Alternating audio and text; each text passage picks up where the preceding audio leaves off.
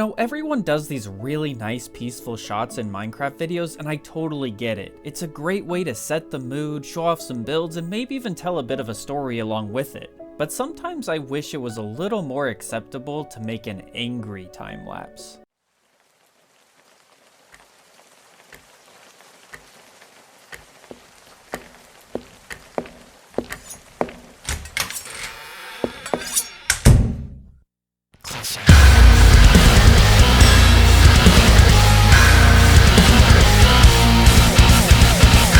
Okay, thanks for indulging me. Now back to the video. Okay, so realistically, this probably is going to be a pretty peaceful episode, because what I want to do is I want to take this little bridge and then the pathway we have coming over here, and I want to turn it into some kind of garden wall. You know when you go into a city and you see a wall with vines going down and just like all sorts of different plants? Well, I want to do that and maybe even take it up a few notches. But I've kind of decided with the new year, I'm going to do something that I don't really do that often, and basically, I'm just gonna work you through the entire process as I do it, so I haven't planned it, don't really know what's gonna happen, but I still feel pretty optimistic that this will look great.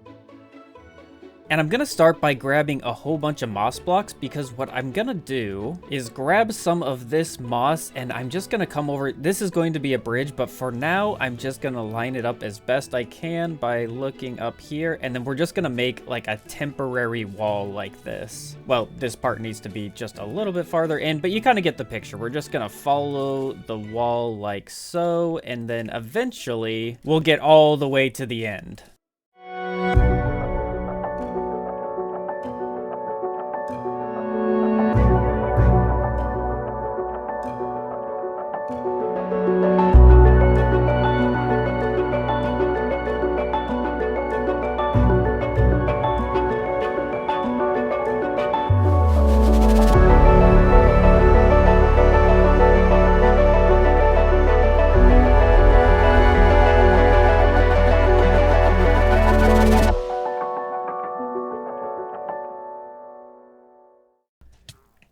What in the world are you guys doing here? This is not where you're supposed to be. Well, that was significantly more eventful than I'd planned. Now, I'll grant that the bridge still doesn't look much like a bridge, and we've also got a weird little jut out here. But before I get too deep in the weeds and explaining every little detail, I wanted to tell you why I decided to use moss. Reason number one, it lets me get a really vague general idea of how it's eventually going to look. Reason number two, I've got a lot of moss lying around. Reason number three, moss is one of those amazing blocks where you can take any sort of block, put it in your offhand, and then put a netherite hoe in your forehand, and then just double click both of the mouse buttons at the same time. Well, not every time, but most of the time you can just, you know, click it in like this, and it just makes it really, really easy to replace whatever blocks I want to replace. And yes, I know something like slime or honey would be even better, because then I wouldn't need to have a hoe, but I never made a slime or a honey farm this season, so this is just what I got. Reason number four. Whoops, I recorded all the reasons with the numbers before I came up with the reasons, and I guess I didn't need that many. But now on to the next part, reason number five.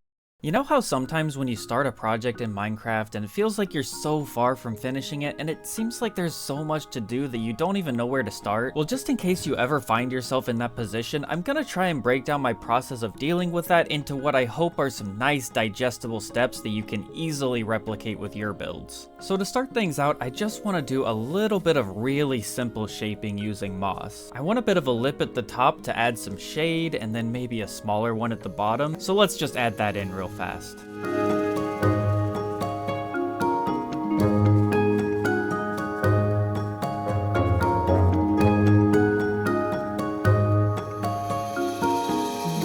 Now that there's a bit of shape to it, let's also add some color, and I think purple terracotta is going to be perfect.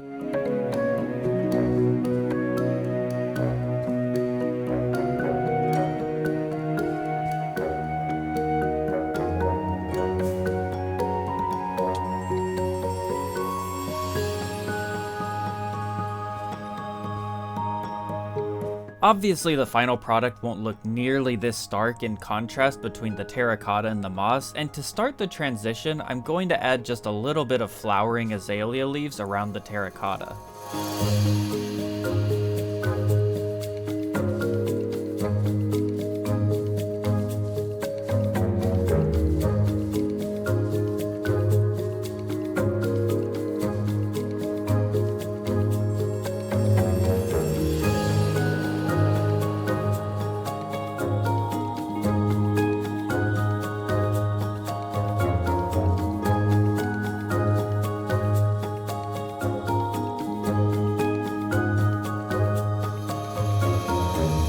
finally, let's add a bit of variation to the moss, both in shade and in depth, by adding some light green terracotta in some of the gaps between the purple.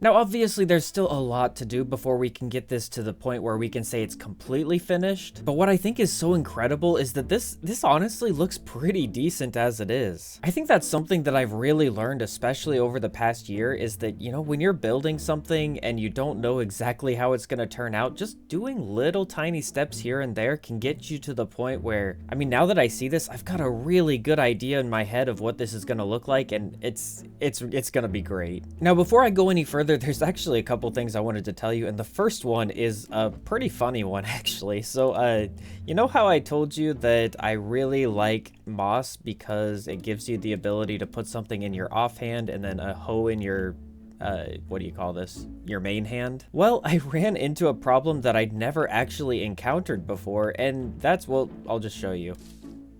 You see that? It doesn't actually work if the block that you're holding in your offhand, in this case the flowering azalea leaves, is also insta-broken by a hoe, because, well, we just go like this and we actually end up breaking both of the blocks. Guys, it took me so long to figure out that I wasn't actually lagging and that's what was going on. Like, it's honestly, it's kind of crazy to me that I'd never encountered this before, because it just, I don't know, it seems like such an obvious thing in hindsight, but well, now I know for the future. But slightly more build related, I do want to point out that this part over here on this side, you see up at the top, I don't actually have that little lip like I did over here. Like it doesn't have an overhang. And that's because I believe, or I mean, I say I believe, I'm the one that's going to decide in the end. But what I'm thinking right now is that this part of the wall is going to extend quite a bit farther up, because this entire street, like on this side and then extending farther out along this area, this is all going to be buildings, kind of like we already did in this main street area, you know, like this right here. And because of that, I feel like this is going to extend higher, so I'm just building it up to here for now. But later on, we can make it taller. The other little issue that we need to kind of start thinking about is this needs to be a bridge, because I kind of need to be able to get boats through this canal. So I'm gonna have to get rid of a U-shaped or arch-shaped area inside of here. And I think I'm gonna do that right now, because if I don't, then I'm gonna get way too deep into getting this all looking nice, and then I'm gonna have to destroy all of it. And, you know, I think it's just easier to do it now.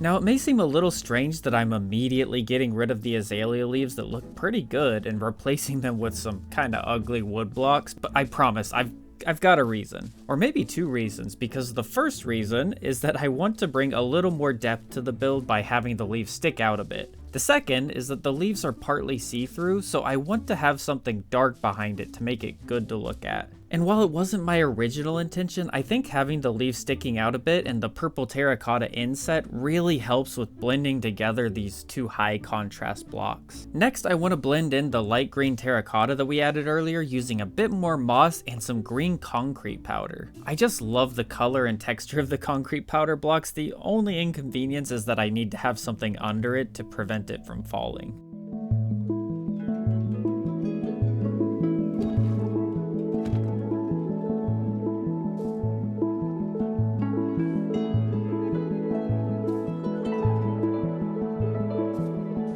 From there, I'm just going to tone down the flowering azalea leaves with some of the normal variant, and then add some mangrove leaves to the top for that really nice lush green feel. Well, there's still a long ways to go, but we're really making some progress here. But before I keep doing this, there's something I want to do really fast. But let me just fly over here and get some diamonds, because I heard that one of my favorite shops in the shopping district is actually doing a little bit of a restock / maybe even a sale at the moment. And I might be a little bit strapped for cash at the moment, but I think we're going to want to take advantage of this while it's here. This right here is Liking Them Shrooms, and they sell mushroom stems, which I am always in desperate need of, and I never really want to make myself. So let me just break some of this down, and it's selling for 1 diamond per stack, which is incredible. Like, seriously, an insane price. So what I want to do is I kind of just want to buy out all of this, but I didn't bring anything with me. Yeah, silly mistake here. So rather than just taking all of it, let me put all of that back. And yeah, my ender chest is not looking super great at the moment, but let's just grab a little bit of wood. We can get some spruce planks and we can turn that into a crafting table. Let's get some more planks. Let's get some sticks, some more planks. Make some signs, and I'm just gonna put a sign right here. Probably gonna have to remove that, sorry, my bad. And let's just say everything here bought by purple. Okay, that should be good. And now where am I gonna leave? Is there anywhere to... Oh, right, there's nothing in here. I'm just gonna... Oh, sorry about this one again. Payment is in this barrel. Oh, barrel. Okay, let's see. How much do we have over here? There's 1, 2, 3, 4 barrels worth, and each line has 9, so that's 3, 6, 9, 12 lines of 9. 9 times 12, oh boy, I should not be doing math on camera. 9 times 11 is 99, which would be 108 minus 1, 2, 3, 4 because of the middle, which should be 104 diamonds. Oh, I'm so good at math. I hope that's not wrong. So there's 64, 6 makes it 70, and then 30 makes it 100, and then 4 makes it 104. I think that should be right, but I'm thinking that I'm actually going to run back out here, and let's turn this back into a block. Come back inside, and let's leave. Man, I'm so sorry about all this carpet that I'm taking, but let's do delivery fee in barrel. Let me know if it's not enough. Okay, how much would I mean, it's not that hard to deliver, right? Let's just leave that. I will leave 2. We'll leave two blocks for a delivery fee. That should be good, right? All right, let's actually, oh shoot, I have this pale moss.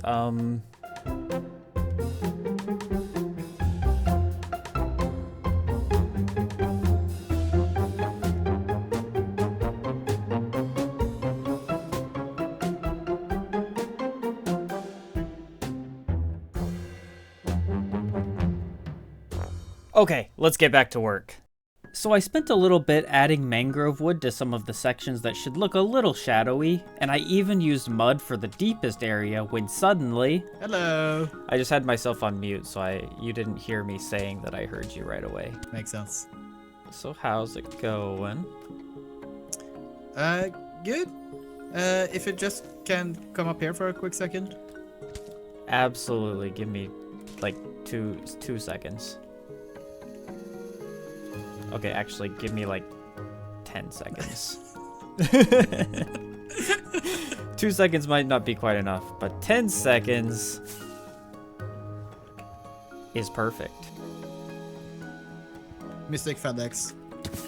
Hey, let's go. Thanks, Mystic. Axe were too slow to pack up the shulker boxes. Oh, that's great. I'll deliver the shulker boxes back at some point when I'm not too lazy. Well, then they're not mine, so. Oh, they're not your. Well, I'd feel bad taking them because, you know. Access, Yeah. You can keep the shulkers. He don't care. I can keep them. Yep. Oh, this is fantastic news. I have like no shulker boxes, so like this is great. Yeah. Yeah. You can, between you and me, Mystic, you can run up there and like take as many shulker shells as you can carry in your inventory as payment. For real? Yeah, for real. Just go and just go and take some. Thank you. Yep. Bye. Well, I'd say that's money well spent.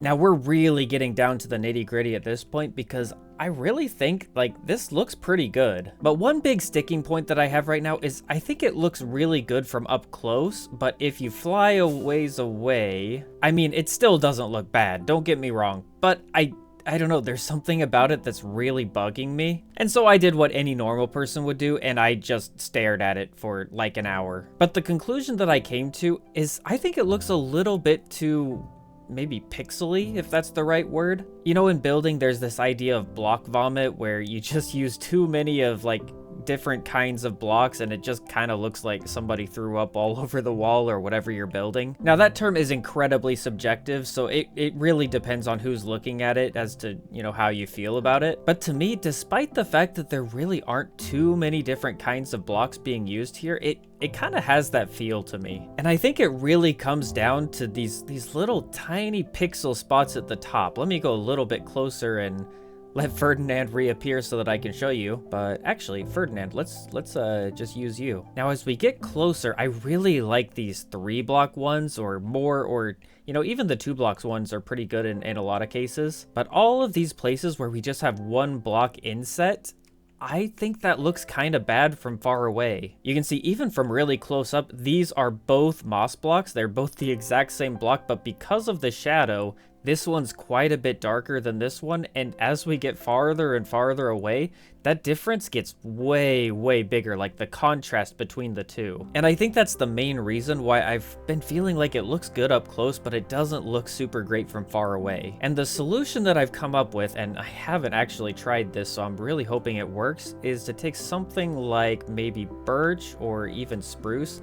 I don't know about the spruce, it might be a little bit too dark, but let's try and just put some birch. Even in these ones up here where we've got the purple, I think it's still fine to just cover those up. Let's just do that here and in a couple other places. Might leave that one there just for now. We can cover those up. All right, and let's look at this from farther away. And now let's see how this looks. And actually, I'm leaning in pretty far over my keyboard, but I think this looks pretty decent. Let me come over here. I'm really sorry, guys. This might not show up very well. You can see those 2 blocks right there. I really, really could notice those from far away. So I'm gonna block those up like so. And I still think this looks pretty good because we still have that contrast. If we use those same 2 blocks, or at least I'm pretty sure those are the same 2 blocks, we still have the contrast between the darker birch leaves and then the moss block on the side. So you still get that little like sort of idea like this is supposed to be a little bit inset or maybe a shadowy area, but I'm hoping that if I fly really far away again, and the sun is starting to set, so we should probably do this quickly, but we turn around and I think that looks a lot better, or at least I really hope it does, because I don't know, it might be some kind of placebo effect thing, but I think it makes a big difference. Oh, the word big might be doing some heavy lifting, but let's just get the rest done.